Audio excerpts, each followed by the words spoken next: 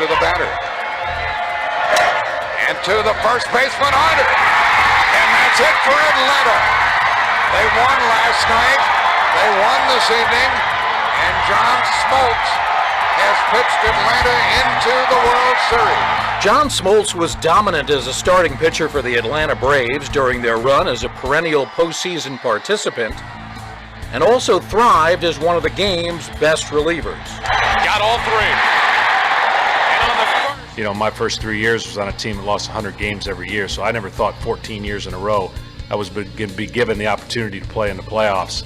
And really, that's where, you know, I always wanted to be. Smoltz strikes out the side in the bottom half of the ninth inning, gets his third save. And the 8-time All-Star won 14 or more games 10 times, including 1996, when his 24-8 record Boy, they crossed him up and got a strikeout. Earned the National League Cy Young Award. Recovering from arm surgery in 2001, he took on the role of closer and led the league with 55 saves in 2002. I was very fortunate to catch some great pitchers in Atlanta. He was probably the pitcher that had the best stuff. You know, he had a slider that was so sharp, and it was definitely his out pitch. We were very gifted and blessed to have some great pitchers. Smoltz and I have a really close relationship, so I have to say John was the best pitcher that I caught. During 4 seasons in the bullpen, Strike three. Smoltz saved 154 games in 168 opportunities. The first big league pitcher to record both 200 wins and 150 saves, he also logged more than 3,000 strikeouts. Strikeout, there it is! Career strikeout number 3,000 for John Smoltz. History in Atlanta. And the congratulations from Brian McCann. That ball ticketed for Cooperstown, and someday so's that man.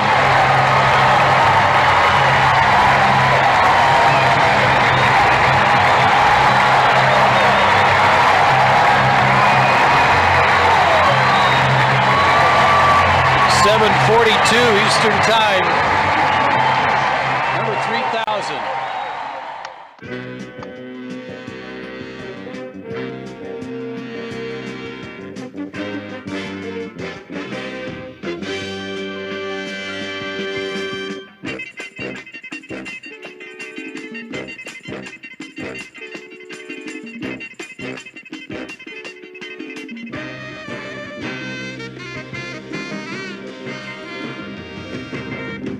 Hey, what's going on, sports cards fans? Ray from Philly here. It's Friday night, February 4th. Friday night, somewhat vintage. I got a card in the mail recently for one of my Mike Payne PSA set registries. No, it's not the 300 great baseball cards by Mike Payne, but it's the top 80 of the 80s PSA set registry by Mike Payne, which soon after he released this top 80 of the 80s, he did extend it to the top 100. So there's 100 cards in the set registry. This here is my 55th card of the set. Came in, I already opened the box up. Came in this week, and it's none other than a Hall of Fame rookie card, 1989 Upper Deck John Smoltz rookie, and a Gem Mint PSA 10. There's the front and there's the back. 89 Upper Deck is slowly but surely becoming a really big set. When you already have the Griffey rookie, the Randy Johnson rookie, Biggio, it's loaded. And Smoltz was, I think Smoltz is a very underrated pitcher in the history of the game. He kind of reminds me, he had a similar career to Dennis Eckersley. Started off as a very successful starter, got moved to the closer position, was successful there, went back to the starter role and was still successful. So Eckersley, I know once he went from starter to closer, he stayed at closer, but he was a fantastic closer as well, Hall of Fame rookie. But glad to add this Gem Mint 10. So we're going to flip the phone around, give a closer look at this, read the excerpt from the magazine, and go over some of his career numbers. So hold on. Okay, we're back. Still showing my stand that I got from Don's Field of Dreams. Love it. Here's a closer look. Gem Mint 10, rookie. Can't go wrong with that. Very affordable rookie Hall of Famer card. You would think this card is in the post-war rookie Hall of Fame set registry, but it's not. His rookie card for the post-war rookie Hall of Fame set registry is the 88 Fleer update. Strangely and odd enough. Let's go to the magazine here with the top 80.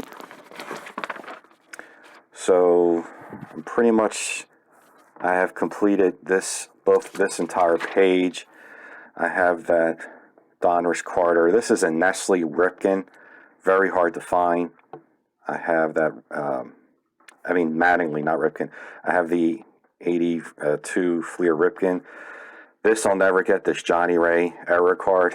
I just got the Smoltz. Yeah, this is another tough card to find, the reverse negative. Surprisingly, I thought I had this. I don't have the 87 Fleer Update Maddox rookie. I do have this Clemens Donruss. I don't have this Joyner. Surprisingly, I don't have this Glavine Topps, or shockingly, I don't have that Bowman Griffey rookie. So I guess before I move on to the next pages, I kind of want to finish as much as here as possible.